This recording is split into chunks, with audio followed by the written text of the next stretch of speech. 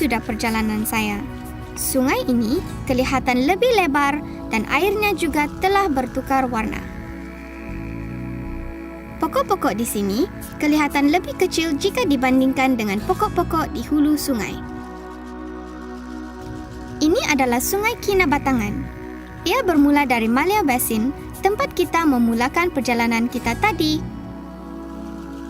Panjang sungai ini adalah 560 km dan ianya merupakan sungai yang terpanjang di Sabah. Lihat bagaimana bengkang-bengkok sungai ini kelihatan seperti seekor ular.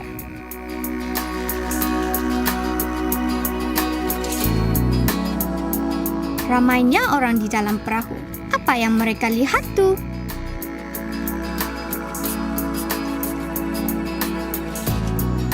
Oh, mereka melihat kera rupanya. Tengok tuh, ia nak melompat.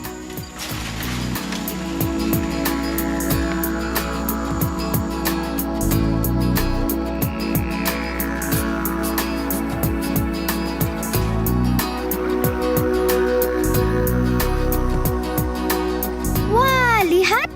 Ini adalah gajah pygmy Borneo. Amboi, mereka sekumpulan rupanya.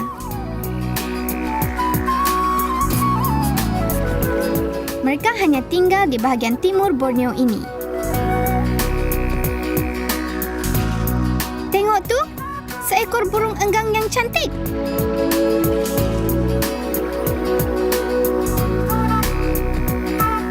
Patutlah ramai orang datang dari seluruh pelosok dunia untuk melihat haiwan-haiwan ini. Saya rasa sungguh seronok. Apa agaknya di belakang pokok itu? Jom kita lihat dari atas.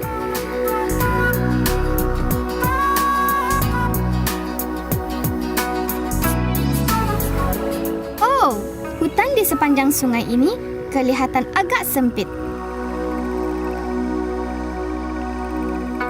Peliknya, apabila berjauhan dari sungai, pokok-pokok kelihatan lain dari yang saya lihat sebelum ini.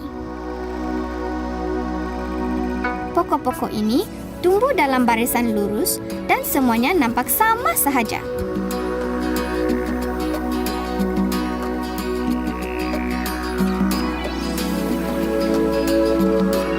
Aha, ini adalah kawasan penanaman kelapa sawit. Ada beberapa orang di sana. Mereka sedang menuai buah kelapa sawit.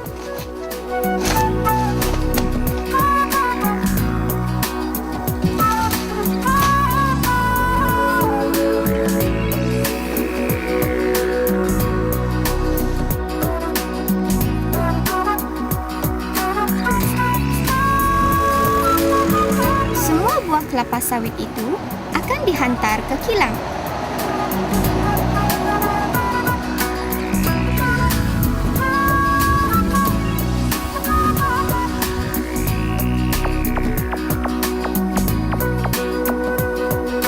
Mari kita lihat bagaimana ia diproses.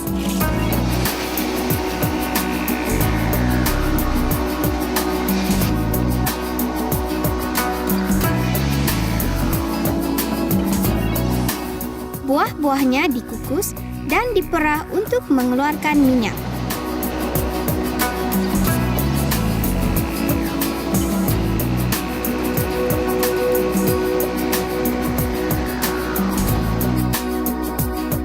Ini adalah minyak sawit.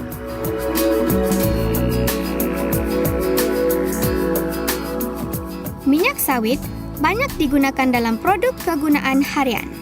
Ia merupakan salah satu industri yang penting di Malaysia. Di sesetengah tempat di dunia, minyak sawit digunakan sebagai biodiesel untuk kereta.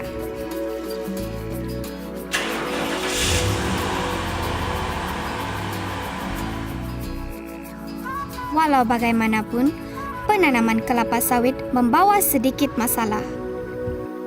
Cuba lihat betapa dekatnya kawasan ladang kelapa sawit ini dengan sungai itu.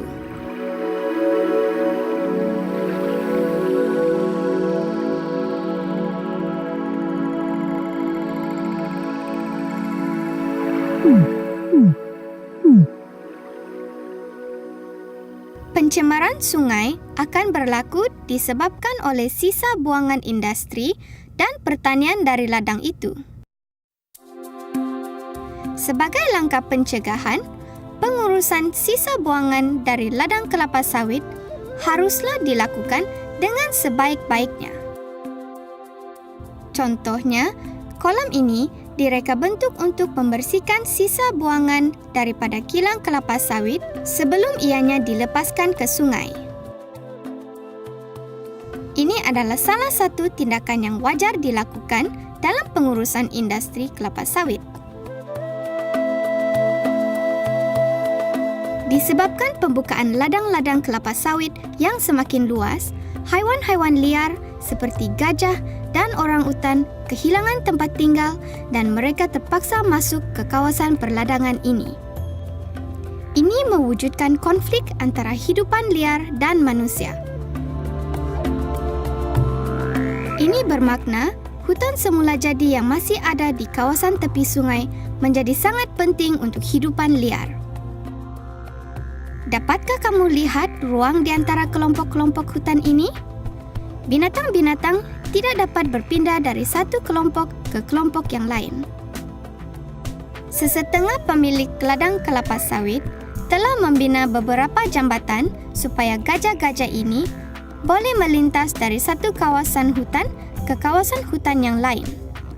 Mereka sangat prihatin, kan? Sungguh menarik perjalanan kita setakat ini. Kemana agaknya sungai ini akan membawa kita seterusnya?